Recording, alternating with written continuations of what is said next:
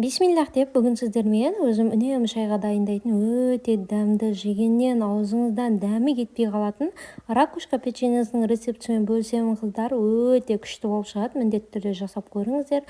Ол үшін еленген ұнға разрыхительді салып, алдымен жақсылап араластырып аламыз.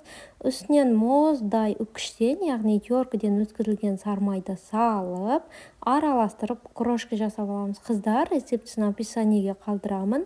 Міндетті түрде таразының көмегімен өлшеп тұрып жасаңыздар. Сол кезде сіздердің печеньелеріңіз бір жасағаннан өте керемет шығатынына сенімдімін.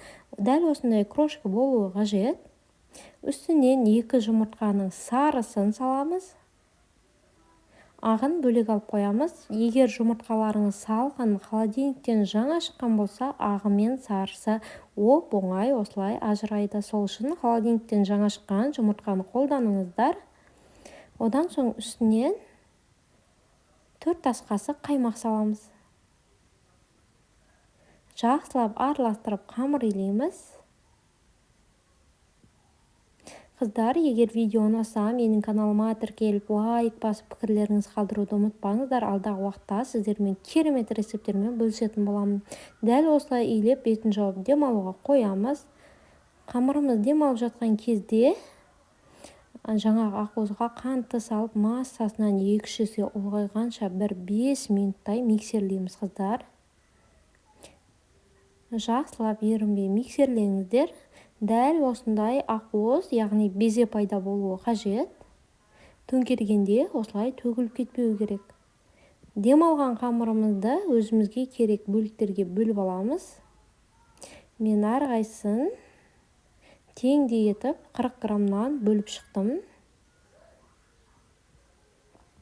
Міне осылай оқтаудың көмегімен әдемілеп жайып аламыз, домалақтау, сопақтау етіп. Ортасына емес, бір шетіне дәл видеода көрсетілгендей етіп безені саламыз.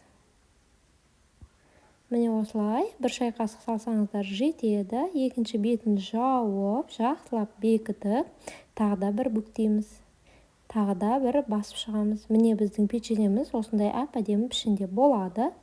Табаларға тізіп, алдын ала қыздырылған пеште дәл осылай қызартып, әдемілеп пісіріп аламыз. Міне біздің ракушкаларымыз осылай көтеріліп, күшті болып пісіп шықты. Қалауларыңызға қарай бетіне сахарная пудраны сеуіп, сәндеп дастарханға ұсынсаңыздар болады. Мен қоюлатылған молоко, яғни сгущенканы осылай жағып, үстінен жаңғақ дәндерін, майдаланған жаңғақ дәндерін сеуіп шықтым сән үшін. Міне достар, біздің печеньелеріміз дайын. Сіздермен болған Жанар, назарларыңызға рахмет. Егер жасап жатсаңыздар, ас болсын.